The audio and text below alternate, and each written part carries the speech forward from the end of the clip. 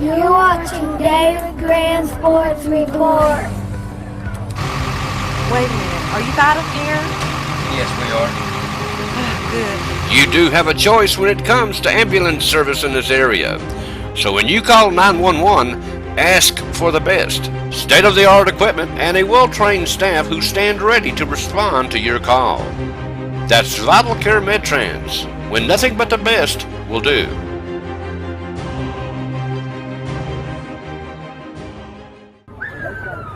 You're watching David Grand Sports Report. Hello everybody, David Graham with the Sports Report. Campbell County High School softball, the Lady Cougars lost to the Lady Wildcats of Oak Ridge 9-7 Tuesday night down there. Had the bases loaded in the second but couldn't play to run, and we lost. We had our chances, but we're not quite there yet.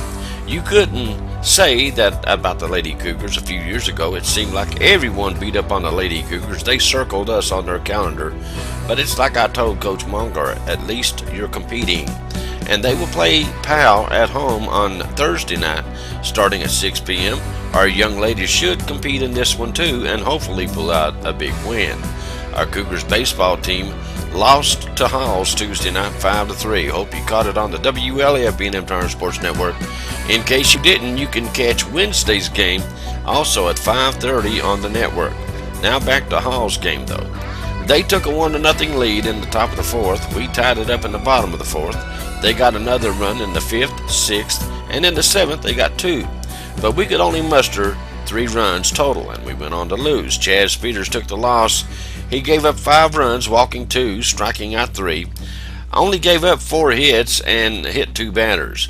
He pitched well enough to win, but Dalton Speedy Gonzalez Langston for Halls, he pitched very well, walking 3, striking out 10, giving up 3 hits and hitting 1 batter. And he pitched almost the entire ball game until the bottom of the 7th when he walked his 3. He walked the bases loaded, and the coach got tired of that and came out and relieved him. But anyway, he pitched very well throughout this ball game, and we call him Speedy Gonzalez because he did not waste no time in pitching. Done a great job. But like I said, we'll be back on the air Wednesday night at 5:30, so tune in or log on. Tommy Allen and Keith Shanks coached the Campbell County Middle School softball team. They played Jellicoe Saturday and beat them, and then they played Rocky Top and beat them Monday night. Now, they are young, but I like their aggressive attitude. I like it. And I like what Tommy and Keith are teaching these young ladies, and I'm just going to tell them to keep it up, guys, because that's what softball is all about. Here's some things coming up at Calvary Worship Center. We will be having a community fellowship on May the 14th from 5 p.m. to 8 p.m. Come out and join us for a really fun day. There will be free food, singing, games for the kids. Everyone is welcome. That's May the 14th from 5 to 8 p.m. It's here. It's time for the Jubilee 2016 Ladies Conference at Calvary Worship Center. Will be July the 14th, 15th, and 16th. On July the 14th, we will have a 7 p.m. service. On July the 15th, we will have an 11 a.m. and a 7 p.m. service. And on July the 16th, we will have an 11 a.m. service.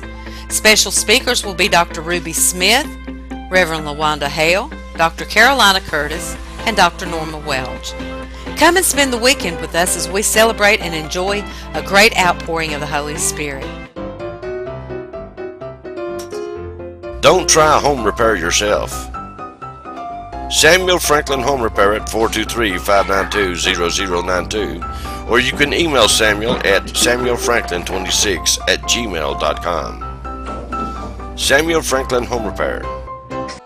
Going to be an autism benefit walk Saturday, April the 16th at Sargent's Park, downtown Lafayette. Rain or shine, that's this Saturday. It will begin at 2 p.m. and it will go all the way to 6 p.m. We're going to try to get down there and cover some of that. They'll have games, bounce houses, sensory crafts, concessions, and information on autism. In case you don't know what autism is, you can find out.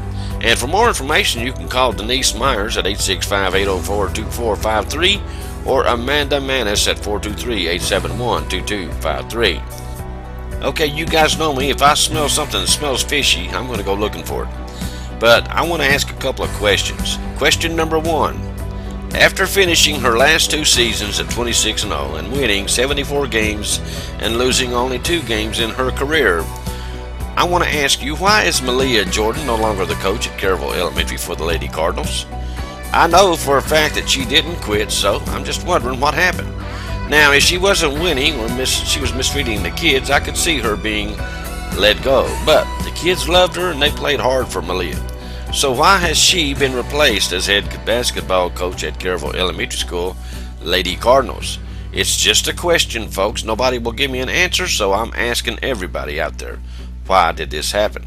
Also, we know that Michael Kane has stepped down as the head basketball coach at La Follette Middle School, and there's a very good candidate who wants the job. He wants to be the next head coach, and I'm sure he'll do a great job. He's a great teacher of basketball, and he's a good teacher of the fundamentals of the game, and a great guy who's been very good to the kids and has been an assistant down up at La Follette Middle School for as long as I can remember.